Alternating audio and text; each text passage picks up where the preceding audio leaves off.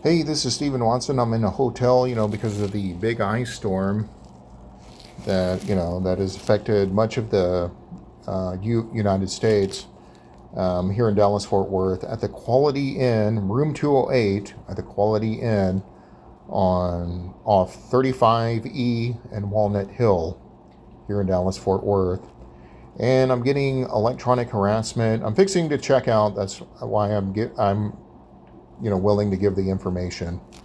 But I'm in room 208, and the perpetrator, they were just all night rolling around equipment, stomping above my position, using the directed energy. You wake up and, you're in pain, in the stomach and stuff, because it's hard to defend yourself when you're sleeping, which is real brave behavior, harassing people at a distance, and while they're sleeping, and that takes a lot of courage. But anyways, perpetrators, this always happens when I check into hotels. In New York, it was room rentals, even Airbnbs. If it's like a long time at an Airbnb, I tried staying at Airbnbs when I was in New York, and even overseas in Italy, visiting my father, who recently passed away. But rip Gene Watson, rest in peace, Gene Watson. But this is what I get when I check into hotels. And one reason I don't pay rent, because it's a waste of money. They're going to throw their weight around. They're going to try to get into a room above, stayed on, even on top floors, they get below you. They hit you from below. But they'll get in a room around you and start using their directed energy equipment that can pass through walls and ceilings. And it's been the same routine since about 10 years ago. It's like the furniture is pushed to the side, and then they have their equipment on a roller. You could hear them rolling around on the floor. Something on a roller or wheels that's just dragged around on the floor. And then the stomping, the pacing above you, and, the effects of directed energy. So they could be using two things. One is a sonic weapon. And I tried taking some measurements. I was kind of busy on the internet, but I didn't really find anything conclusive. This is an ultrasonic microphone. And then the other is, of course, microwave harassment in the higher band frequencies like millimeter wave, and that can also pass through walls. So sonic weapons can pass through a wall, and so can millimeter wave or RF. See, a lot of these buildings, they're made out of flimsy material, and it's not really it's not really shielded against EMF. If it was, you wouldn't be able to get a cell phone signal like this on your smartphone.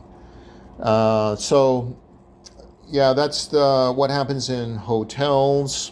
And who are these people? Well, I believe it's definitely the feds, because it happens in every state I go to, including driving around in my vehicle. You probably saw my videos of these audible clicks on the dashboard, and I feel pain afterwards. Like, they would have to put it on the cell towers, positioned high, so they could aim down at a target or rabbit. They call them rabbits, in the military, driving around.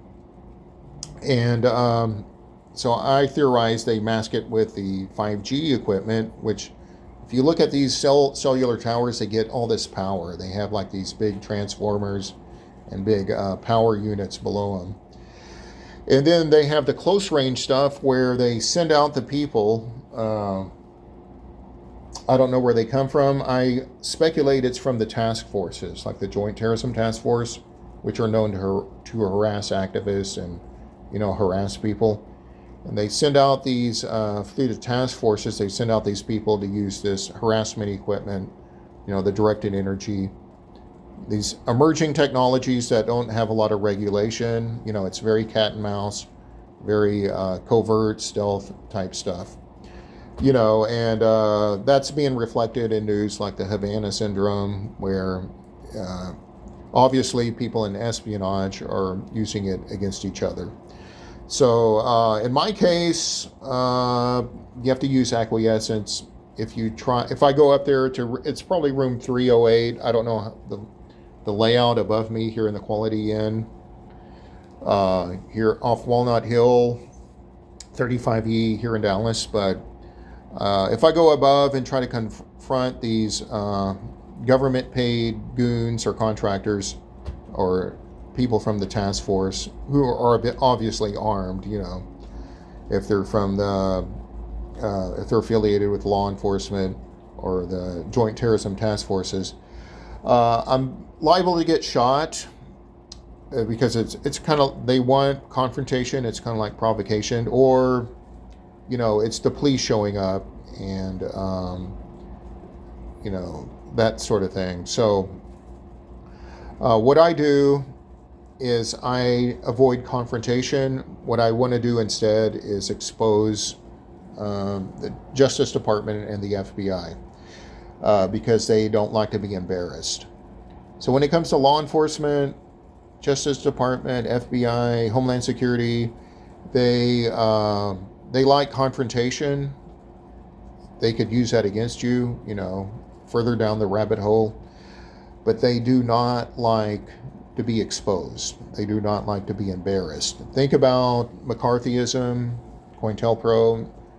Now people are saying we live in a neo-McCarthyism system, like all this money to Homeland Security, fusion centers, counterterrorism. It's creating this surveillance kind of police state, facial recognition technology, being able to read your license plate, with Palantir Gotham software and squad cars where they could see who your friends are, your social media accounts, real despotic Minority Report type stuff. So that's what they don't like. They don't like to be exposed or embarrassed. But this is what I've been experiencing, I would say, for the past 10 years. It's always the same routine. They're rolling something around on the floor, and this is what Aaron Alexis, the Navy Yard shooter, he reported the same thing. He was being harassed in a hotel, and they try to cause sleep deprivation, bags under your eyes, and so you're fatigued and tired, and part of the 5Ds: discredit, destroy, disrupt. And it's probably, with the FBI and their counterterrorism, wasteful spending, it's probably they probably call it a disruption program. And of course, they don't have to be transparent, or they don't have to tell the public what they're doing, or even if you're watch listed, which is something you need to keep in mind about living in America, because it's not that different than China. It's superpower.